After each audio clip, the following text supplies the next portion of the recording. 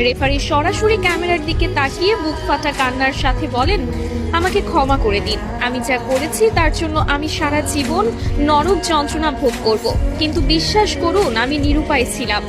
আমাকে ওপর থেকে কঠোর নির্দেশ দেওয়া ছিল যেভাবেই হোক স্পেনকে ম্যাচ জেতাতে হবে। আমি শুধু সেই নির্দেশ পালন করেছি মাত্র। রেফারির এই একটি মাত্র বাক্য মুহূর্তের মধ্যে পুরো বিশ্ব মিডিয়ায় দাবানলের মতো ছড়িয়ে পড়ে। সারা বিশ্বের ফুটবল বোদ্ধা থেকে শুরু করে সাধারণ ভক্তরা রীতিমতো স্তব্ধ হয়ে যান। তিনি আরো ভয়ঙ্কর সব গোপন তথ্য ফাঁস করে বলেন, ম্যাচের আগের রাতেই আমার হোটেল রুমে থাকা ল্যান্ডলাইনে একটি গোপন কল আসে। আমি ফোন তুলতেই ফিফার ভেতরের একটি শক্তিশালী সিন্ডিকেট এবং আন্ডারওয়ার্ল্ডের বেটিং মাফিয়াদের এক শীর্ষ কর্মকর্তা আমাকে পরিষ্কার ভাষায় হুমকি দেন।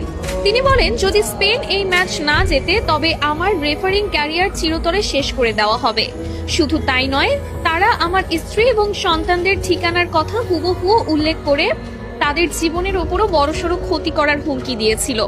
আমাকে পরিষ্কার ভাষায় বলা হয়েছিল, যদি তুমি কাল মাঠে আমাদের কথা মতো কাজ না করো তবে তোমার পরিবারের লাশও কেউ খুঁজে পাবে না। ইউরোপিয়ান ফুটবলের ওই কালো টাকার সিন্ডিকেট কোনোভাবেই মেনে নিতে পারছিল না যে লাতিন আমেরিকার একটি দল টানা 2 বার বিশ্বকাপ নিয়ে যাবে।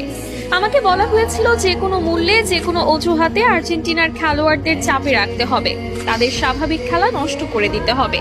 কান্নায় ভেঙে পড়ে এই রেফারি আরো বলেন, ম্যাচের বয়স যখন 93 মিনিট, এনজো ফার্নান্ডেজ যখন সামান্য একটি বল দখলের লড়াইয়ে ফাউল করেছিল, তখন আমার কানে ইয়ারপিসে ওপর থেকে সরাসরি নির্দেশ আসে, এটাই সুযোগ, আর দেরি করো না, ওকে সরাসরি লাল কার্ড দিয়ে মাঠ থেকে বের করে দাও।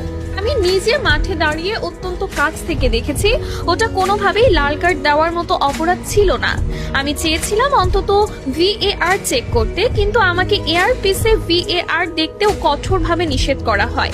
যখন আমি পকেট থেকে লাল কার্ডটি বের করছিলাম তখন আমার হাত থরথর করে কাঁপছিল। এনজো যখন অবাক দৃষ্টিতে আমার দিকে তাকিয়েছিল তখন আমার মনে হচ্ছিল আমি মাটির নিচে মিশে যাই। 10 জনের আর্জেন্টিনা যখন বীরের মতো লড়ছিল, ডি পল আর ম্যাক অ্যালিস্টাররা যখন নিজেদের শরীরের শেষ রক্তবিন্দু দিয়ে স্পেনের একের পর এক আক্রমণ ঠেকাচ্ছিল, তখন আমি নিজেই ভেতর থেকে কুড়ে কুড়ে খাচ্ছিলাম। আমি স্পেনের অনেক বড় বড় ফাউল ইচ্ছা করে এড়িয়ে গেছি, কারণ আমার উপর নির্দেশ ছিল প্রতিটা 50-50 ডিসিশন স্পেনের পক্ষে দেওয়ার। অতিরিক্ত সময়ে যখন স্পেনের ফেরান তোরেস গোলটি করলো, তখন স্টেডিয়ামের স্প্যানিশ ভক্তরা উল্লাস করলেও আমার বুকের ভেতরটা অপরাধবোধে ভিন্ন হয়ে যাচ্ছিল। চরম আক্ষেপের সুরে রেফারি আরো বলেন, ম্যাচ শেষে যখন দেখলাম লিওনেল মেসি মাঠের মধ্যে বসে শিশুর মতো কাঁদছে, লিয়ান্ড্রো পারদেস রাগে ফেটে পড়ে হাতাহাতি করছে, এনজো ড্রেসিং রুমে বসে হাহাকার করছে, তখন আমার মনে হচ্ছিল আমি যেন একজন খুনির চেয়েও অধম। আমি ফুটবলের ঈশ্বরকে কাঁদিয়েছি। মেসি যখন শূন্য দৃষ্টিতে আমার দিকে তাকিয়ে মাঠ ছাড়ছিল, ওই চাহনি আমার বুকে তীরের মতো বিঁধেছে। গত কয়েক রাত আমি এক মুহূর্তের জন্য 2 চোখের পাতা এক করতে পারিনি। চোখ বন্ধ করলেই আমি মেসির সেই কান্নার দৃশ্য দেখতে পাচ্ছিলাম। এনজো ফার্নান্ডেজ যখন লাইভে এসে কাঁদছিল এবং বলছিল যে সে কোনো ফাউল করেনি, তখন আমার বিবেক আমাকে বিষাক্ত সাপের মতো দংশন করছিল। জীবনের ঝুঁকি নিয়ে রেফারি সবার সামনে আকুতি জানিয়ে বলেন, আমি জানি এই সত্যিটা বলার পর আমার ক্যারিয়ার আজ থেকেই শেষ হয়ে যাবে।